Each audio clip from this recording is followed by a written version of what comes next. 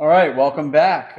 You are going to begin lab 2.5. This is a really important lab because you're going to be learning about something called conditional statements, which are known as like if statements or if else statements. In your main quest after you're watching this video, you are going to learn how to create variables and store information the user is entering in the form of a number or a string. You'll be using the conditional statements and logical operators to evaluate if something is true or not.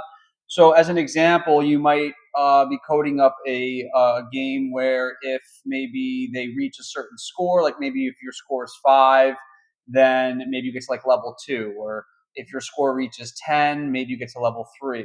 So that would be an example in a game situation of how you can use conditionals. You will also be creating a simple magic instead of 8-ball program. You'll do a magic 4-ball program just to keep the labs quick. So what I'm going to show you now is the 3 different components here for the lab that you're going to have to do. The first one's kind of like a guessing game here. So let me just refresh this. So here it says, guess which number I'm thinking of between 1 and 10. So I'll say, I don't know, 3. And then it says on the bottom, it prompts you type your response and then hit enter. And it says, sorry, did not guess the correct number. The correct number was 2. So I was close, but I didn't get it. And you can keep refreshing this. So maybe this time I'll do 4. And it says, sorry, it was 2. Let me say maybe for this one, I'm going to try 2 since it's always been 2. Oh, it's 4. All right, so you basically are creating this guessing game, and you're going to be using conditionals and variables to actually do this. The next one over here, once it loads, let me just refresh this. Where did it go? Yeah, so this one's an even and an odd program. So what you're going to do for this one is you're going to type in any number, and the program is going to determine whether or not the number that you put in is even or odd. So I'll start with 3, which we know is an odd number. Okay, so that actually worked. It says 3, the number is odd. So if you think about how you can accomplish something like this, you're going to be any even number when divided by 2 is always going to have no remainder. So you're going to be writing an if statement that says something like, if number divided by 2 equals 0, then the number is going to be even. So if I put a 4 in, which is an even number, it should tell me the number is even, which it does.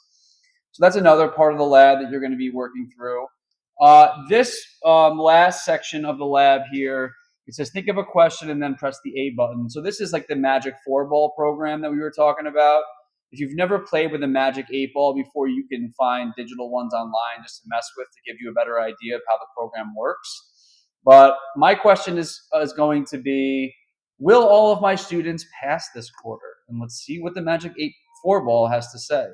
Not looking good. I can come up with another question. Will I become a millionaire one day? Ask me again later. Will all of my students be successful in their lives? Not looking good. Will Mr. Landman be my favorite teacher this year? Ask me again later. So there's 4 different responses here. We've only gotten 2 so far, but that's it's supposed to show up randomly. And you're going to be using the random block that you used in previous lessons for that. So what I want to do here is build a very simple program. In this program, what I'm going to be doing is showing you a basic game where you're going to have your main player on the screen. There'll be some enemy sprites falling down, kind of like you did in the Galactic Defense program, kind of like the Space Invaders type game.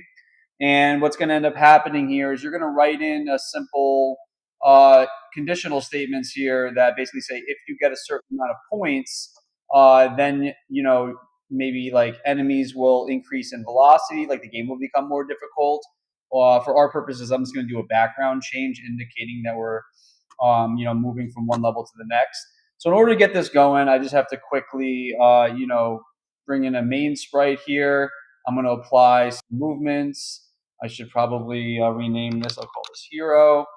Okay, and then what I'm going to do after I have that, see my players on the screen, it can move around successfully. I want enemy sprites to spawn in the screen, so I'm going to go to the game loop. I'm going to say I want them to spawn maybe every second.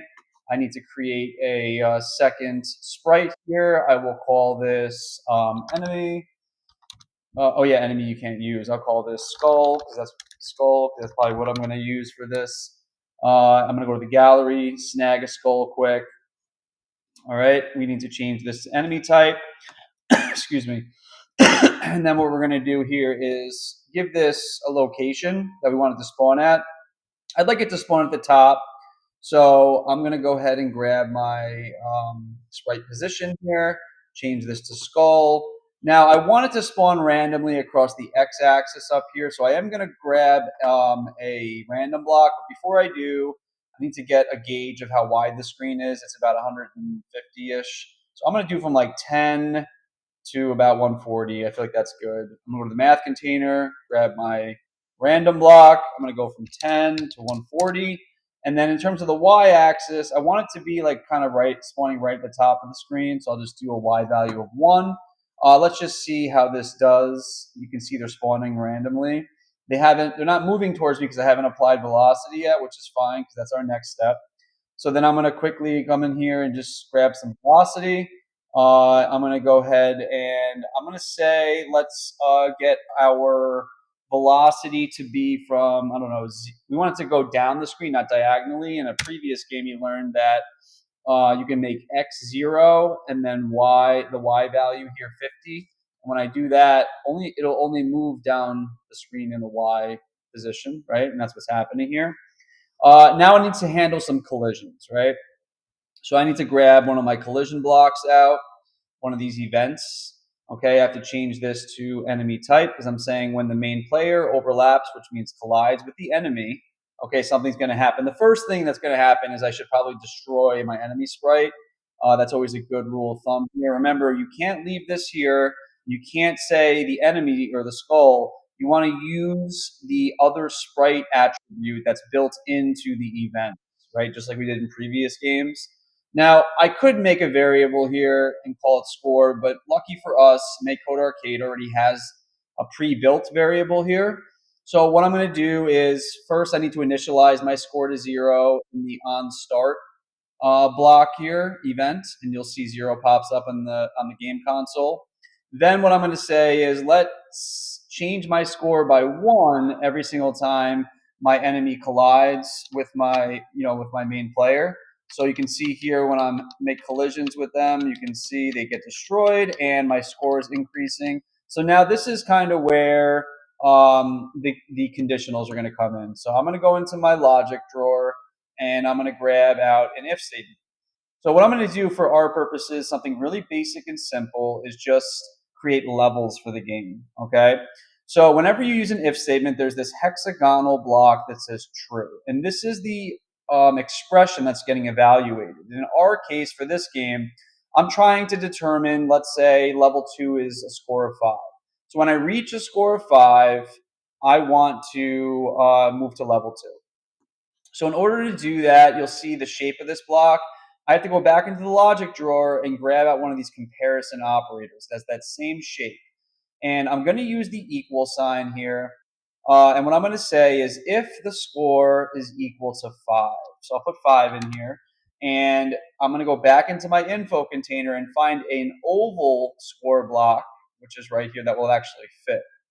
So this is saying if the score is equal to 5, okay, I want to do two things inside the if statement. So if this statement is true, it'll execute what is inside the body of this if statement. That's what we call this space, the body. All right.